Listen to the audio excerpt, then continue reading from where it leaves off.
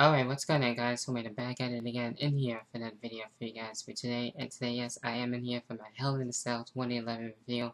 And with Hell in a Cell overall in itself, I thought it was a pretty good show. We saw some good matches here and some pretty good ones as well. And as well, we got to see some surprise matches and actually, a controversy, if you will, at the end. So we saw some pretty crazy shit go down at the end of Hell in a Cell. And we'll explain what exactly what happened towards the end of the show, and I will talk about that later on in this review for you guys to explain what happened there. But anyway, we kick things off in a good way here with the opener, and that's right. We had Christian against Sheamus in this one, and this one was a good match and a good way to kick things off for Hell in a Cell. And this one really, with Christian and Sheamus getting payback on one another after costing each other the World Heavyweight Championship match, and with the championship matches that they had not too long ago, and with this one made up for a good match. It wasn't for a number one contendership spot, however, but it was just a plain old singles match. And with this one, running things down a little briefly on what we did get to see here. We see the headlock here as well as the clothesline, and chops here, and the good chemistry and the good back and forth work between Sheamus and Christian. We see the fall-away slam in this one. We see the ball to the outside, of course. And we see the elbow from the top up, which is really cool, which I believe is done by Sheamus at one point. And we see the missile drop kick, which is cool there, and the backbreaker as well as the tornado DDT. But in the end, Sheamus ends up defeating Christian, and made up for a good match. So nothing to really complain or bitch about there. Even though I would have liked Christian to win, I will give it to Sheamus, and both guys were able to pull off a good match and a good opener there, so nothing to complain about with the first matchup of the night. So that's what we got to see with that. Then we got into the second match of the night, which I thought was a pretty good match between Mistico and Hunico Sin Cara against Sin Cara. And with this one, both guys, I will say this, did their best trying to pull off a good match. And they did. They had some good spots in here that I enjoyed, and basically we seen them more on the outside than in the ring. So we did get to see, spots from the top rope as well, and a couple of other good things. But in the end, who ends up getting the win? Well, Sin Cara ends up defeating Sin Cara, but really, Mystico ends up getting the defeat over Hunico, so which I thought would have made more sense, and have Hunico get the last lap of vengeance and get his own vengeance on Mystico there. So I thought it made sense, and it was a good match, and that's basically it when it comes to that. So Mystico getting the win over Hunico with the second match of the night. And then we got into one of the surprise matches. We got the tag team championships on the line. We got Air Boom taking on Jack Swagger and Dolph Ziggler. And with this one, this was a good back and forth tag team match, and I was enjoying this one, and I enjoyed it overall. And we saw some good double teams and good back and forth stuff between both of these tag teams. Of course, everyone getting involved. So made up for a good match. In the end, yes, Air Boom was able to get the win here and defeat Jack Swagger and Dolph Ziggler. And to me, this would have been the perfect opportunity to have the Awesome Truth, get their payback, especially after Night of Champions. So I thought that would have made more sense, but since they're quote-unquote fired at the moment, so that didn't really happen. But anyway, Air Boom does get the win there and retain the Tag Team Championships. Then we get into our first Hell in a Cell match of the night, and this one was for the World Heavyweight Championship, Mark Henry against Randy Orton. And this one was a pretty good match, kind of like their Night of Champions match, and both guys kind of trying to take out each other to see who wants the World Heavyweight Championship more. And definitely we did get to see, both guys really try to take each other out, in the cell. We see, the use of the steel steps as well. We got to see that. I believe we got to see a chair set here and there, if I'm not mistaken. So we did get to see that as well. So, it was, in a way kind of brutal. But in the end, at one point, we did get to see Randy Orton get the RKO, try to defeat Mark Henry, but Mark Henry comes back with the World Dragon Slam and defeating Randy Orton there. So Mark Henry continuing his dominance and retaining the World Heavyweight Championship. Alright, so I want to apologize for that brief interruption there and where I left off with Mark Henry and Randy Orton, and Mark Henry defeating Randy Orton there and continuing his dominance and being world champion. And I'm sure Randy Orton will most likely get his vengeance as well at the pay-per-view, and probably most likely win the World Heavyweight Championship back there, unless Mark Henry still and ends up still being world champion. So we'll have to wait and see where that goes. But to me, you know, in a way, it would make sense to have Reno get back with his payback and vengeance at the pay-per-view. So, you know, it should be interesting to see what's going to happen with that. So that's it when it comes to the World Heavyweight Championship match. Then we get into, of course, one of the surprise matches of the night. So basically, two of the surprise championship matches.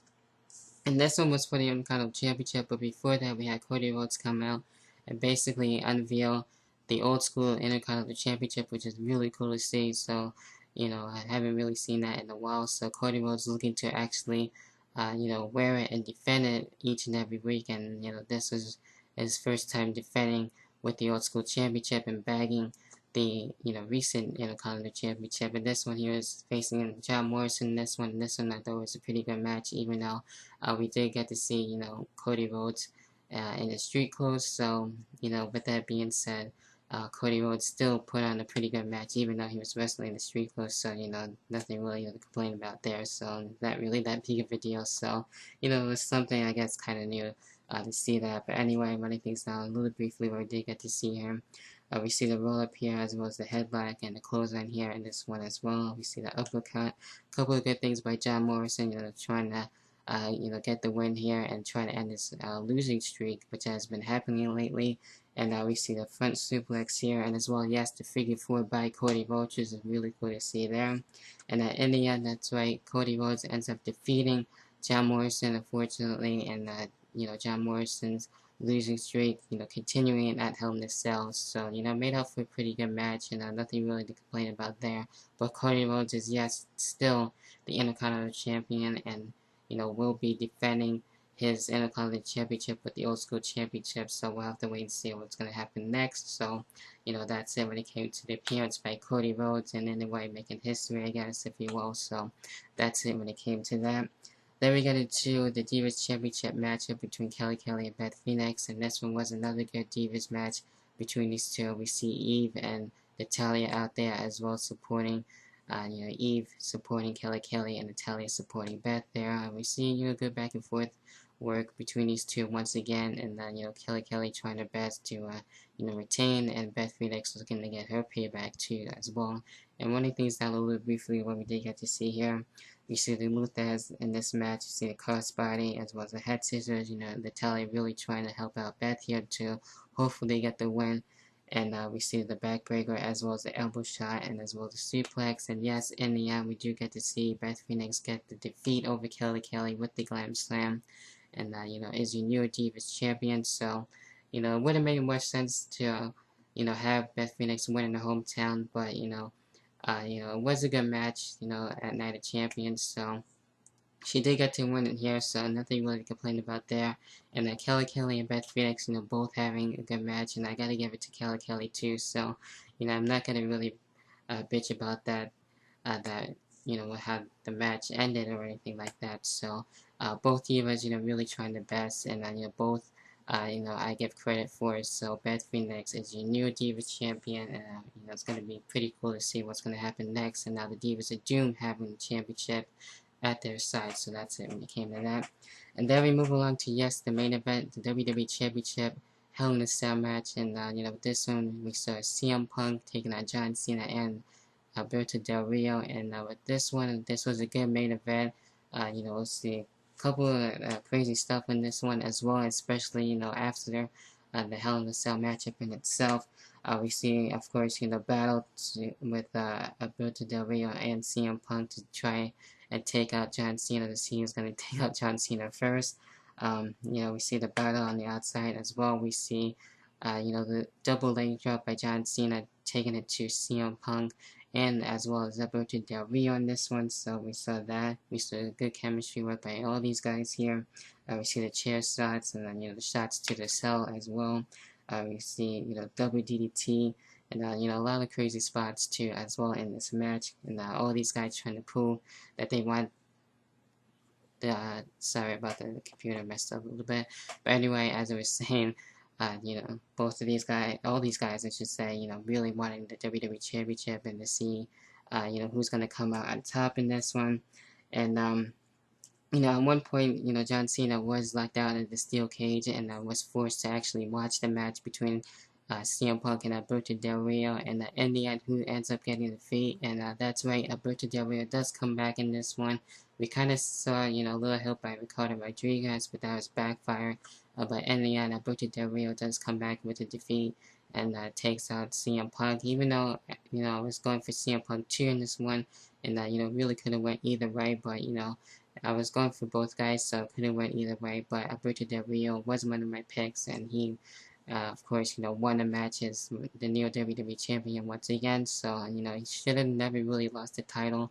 So hopefully, you know, we won't see the championship change hands once again, and you know, that's what basically happened with that. And then we get the Awesome Truth, you know, coming out, and you know, right after, you know, the cell raised up, and you know, really taking it to everyone, to John Cena, CM Punk, and Alberto Del Rio, to the referees, and you know, made out for you know, crazy night at the end. And you know, everyone coming out, you know, with the roster trying to stop this, as well as Triple H and John Laurinaitis, and just really crazy, you know, shit going down. So you know, it's gonna be really interesting to see what's gonna happen next on Raw, if there's gonna be anything dealt with that, or you know, we'll have to wait and see where that goes, and especially with the lawsuit and everything still happening. So you know, that's what pretty much, you know, close things with Hell in a Cell. So it made up for a pretty good show, and you know, I want to thank each and every one of you guys too, before I forget, who are able to come to the Hell in a Cell preview show, which also was one hell of a show as well. So hopefully you guys will be a part of the next one, which will be for Vengeance and as well for Bound for Glory, and I will update you guys in that for sure, so stay tuned and be on the lookout for that. So that's about it with Hell in a Cell. Let me know what you guys' thoughts are, what you liked, what you didn't like, and what you thought should have been more differently. And be sure to leave a comment in the comment box. Of course, I'd love to hear you guys' thoughts and opinions, and as always, I will talk to you guys later on. Peace.